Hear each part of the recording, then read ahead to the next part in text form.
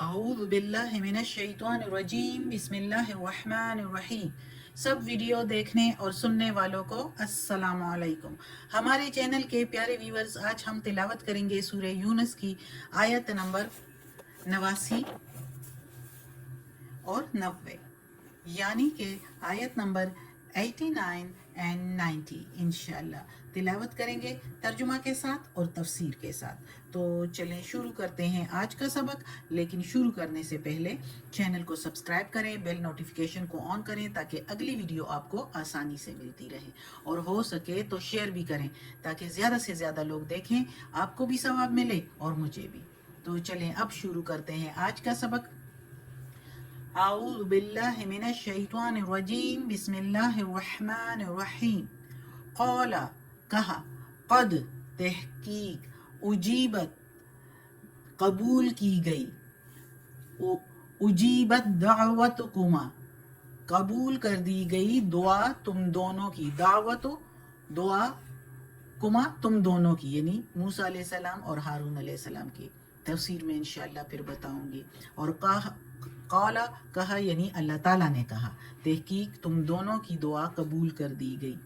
فاستقیما پس ثابت قدم رہو، ولا تتبعان اور نہ ہی تم چلو، سبیل الذین راستے پر ان لوگوں کے جو لا یعلمون نہیں علم رکھتے، کچھ علم ان کو نہیں ہو اور اپنے وہم و گمان سے قانون بنا کر اس پر چلتے رہے ہوں اور اللہ کی نافرمانی کرتے رہے ہوں، ان لوگوں کے راستے پر مت چلنا۔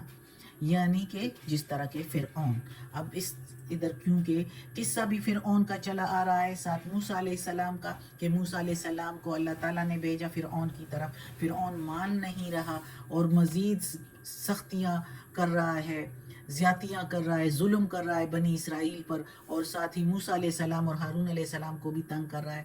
تو آخر میں موسیٰ علیہ السلام نے بدعا کر دی فرعون کے اور اس کے سرداروں کے لیے کہ یا اللہ یہ تو سیدھے راستے پر نہیں آتے، ان کو اب ایمان ہی نہ نصیب کرنا، یہاں تک کہ ان کے دل سخت ہو جائے اور یہاں تک کہ یہ عذاب کو دیکھے تو پھر یہ کہے بھی، لیکن پھر تو وہ وقت نزا پر تو کسی کا ایمان قبول نہیں ہوتا، چاہے پھر کوئی ایمان لے بھی آئے۔ تو اس نے ان کے لیے یہ بدعا کر دی موسیٰ علیہ السلام نے، اور کہتے ہیں کہ موسیٰ علیہ السلام دعا کرتے تھے اور ہارون علیہ السلام اس کے آگے آمین کہا کرتے تھے۔ تو اس وجہ سے اللہ تعالیٰ نے اس آیت میں کہا کہ فرمایا ہے کہ تحقیق تم دونوں کی دعا میں نے قبول کر دی۔ موسیٰ علیہ السلام نے جو بدعا کر لی اور ہارون علیہ السلام نے اس پر آمین کی، تو ان دونوں کی دعا اللہ تعالیٰ کہتا ہے کہ میں نے قبول کر لی، اب تم ثابت قدم رہو، یعنی کہ اپنا کام جو ہے استقامت اور ثابت قدمی سے انجام دیتے رہو۔ اگر قبول دعا کے آثار دیر سے ظاہر ہو، یعنی کہ دعا قبول ہونے میں دیر ہو جائے، تو تم لوگ جلدی مت کرنا نادانوں کی طرح، جو ہوگا وہ وقت مقررہ پر ہو کر ہی رہے گا، آپ کے گھبرانے سے کچھ حاصل نہیں ہوگا۔ اس لیے اللہ تعالیٰ نے ان کو بتایا کہ ثابت قدم رہو اور ان کے راستے پر کبھی بھی نہ چلنا جو اس وقت ادھر جو نافرمان لوگ تھے، جیسے کہ فرعون اور اس کے سردار، کہ ان کے کہنے پر کبھی بھی مت جانا، وہ لا علم لوگ، نہ سمجھ اور نافرمان لوگ ہیں، ان کے راستے پر کبھی بھی مت چلنا۔ آگے اللہ تعالیٰ کیا کہتا ہے اگلی آیت میں، وجاوزنا اور پار کرایا ہم نے، وا کے میننگ اور جاوز پار کرایا، نا کے میننگ ہم نے، ببنی اسرائیل البحر اور پار کرایا ہم نے بنی اسرائیل کو دریا، فاتبعہم پھر ان کے اتباع میں، یعنی جیسے بنی اسرائیل جا رہے تھے ان کے پیچھے چلے، فرعون و جنودہ فرعون اور اس کا لشکر، و جنودہ کا مطلب لشکر ہو اس کا، بغیوں و عدوا شرارت سے اور دشمنی سے اور جلدی میں، حتیٰ یہاں تک کہ اذا ادرکہ الغرق یہاں تک کہ جب ادراک ہوا اس کو غرق ہونے کا، معلوم ہوا لگا اس کو کہ وہ ڈوب گئے ہیں، قالا کہا، کس نے کہا؟ فرعون نے، آمنتو میں ایمان لایا. یہ جو تو ہوتا ہے نا، اس کے میننگ پھر ہو جاتا ہے میں ایمان لایا. انہو بے شک وہی، لا الہ نہیں ہے کوئی معبود، الا مگر، الا الذی آمنت مگر وہی ذات پاک جس پر ایمان لایا، بہی بنو اسرائیل جس پر ایمان لایا ہے ساتھ بنی اسرائیل. وَأَنَا اور میں ہوں، من المسلمین فرما برداروں میں سے، حکم برداروں میں سے، اور میں ہوا حکم برداروں میں سے. اب اس آیت میں جب فرعون ڈوبنے لگا، اچھا اس سے پہلے یہ ہے نا، پوری کہانی ہے ادھر، وجاوزنا اور پار کرایا ہم نے بنی اسرائیل کو دریا.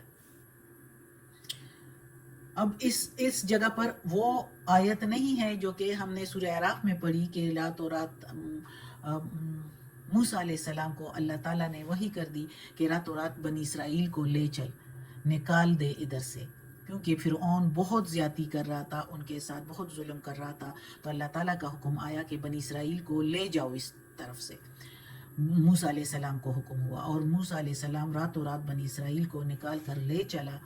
اور جب وہ دریا کے کنارے پہنچا تو ادھر دریا کے آگے تو کچھ بھی نہیں تھا، نہ کوئی کشتیاں نہ کوئی پل.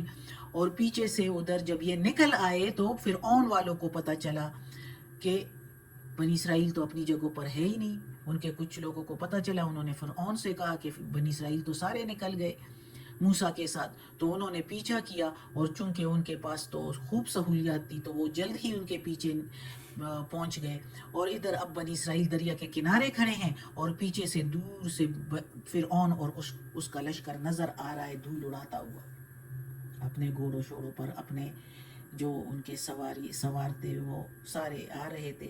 اور پھر بنی اسرائیل نے جب دیکھ لیا تو بنی اسرائیل نے کہا یہ کیا کیا، موسیٰ علیہ السلام سے کہنے لگے کہ اس سے تو ہم پہلے ہی اچھے تھے، اب تو نہ آگے کچھ ہے اور پیچھے بھی ہے، اب ہمیں مار ڈالیں گے. تو موسیٰ علیہ السلام نے ان کو تسلی دی کہ ہم اللہ کے حکم سے آئے ہیں اور اللہ ہی راہ نکالے گا، تم لوگ فکر نہ کرو. اور اسی اسنا اللہ تعالیٰ کا حکم ہوا موسیٰ علیہ السلام کو کہ اپنی لاٹھی اس دریا پر مار. اس نے دریا پر لاٹھی ماری اور دریا 2 حصوں میں ہو گیا. پانی ایسے پہاڑوں کی طرح کھڑا ہو گیا اور درمیان میں خشکی کا راستہ بن گیا، اور بنی اسرائیل اس میں سے جلدی سے گزر گئے. موسیٰ علیہ السلام نے فرمایا کہ جلدی سے گزر جاؤ. وہ گزرنے لگے اور فرعون کا لشکر اور فرعون اس کو دیکھ رہے تھے اور وہ بھی ان کے پیچھے ہی آ رہے تھے. جب اس دریا سے بنی اسرائیل کا پورا لشکر گزر گیا، بنی اسرائیل کا آخری بندہ بھی دریا سے پاؤں نکال بیٹھا، تو ادھر سے دوسری طرف سے شروعات میں فرعون کا آخری بندہ جو ہے دریا میں پاؤں رکھ بیٹھا، یعنی سارے دریا کے درمیان میں ہو گئے. تو دریا جڑ گیا. اب جب دریا جڑ گیا تو فرعون کو احساس ہو گیا. اب فرعون کو تو پہلے سے معلوم تھا دل میں کہ یہ سچا پیغمبر ہے، لیکن وہ دنیا کی وجاہت، دولت اور حکمرانی کی خاطر جو ہے وہ اس کو قبول نہیں کر رہا تھا، پیغمبر کو مان نہیں رہا تھا، ایمان نہیں لا رہا تھا. لیکن اب جب غرق ہونے لگا، بہت سے اس پر اللہ تعالیٰ نے آزمائشیں لائی کہ وہ ایمان قبول کرے، اسلام قبول کرے، ایمان لے آئے. لیکن وہ ہر بار جو ہے کہتا تھا میں اس آفت کے بعد ایمان لے آؤں گا، یہ آفت مجھ سے دور ہو جائے. تو موسیٰ علیہ السلام سے دعا کی فرمائش کرتا تھا، فریاد کرتا تھا. اور جب موسیٰ علیہ السلام دعا کے لیے اللہ سے دعا کر لیتے تھے اور وہ آفت دور ہو جاتی تھی، تو فرعون دوبارہ جو ہے کہتا کہ میں نے کون سا جو ہے وعدہ کیا ہے، عہد کیا ہے، وہ عہد توڑ دیتا. ہمیشہ اسی طرح کرتا چلا آ رہا تھا.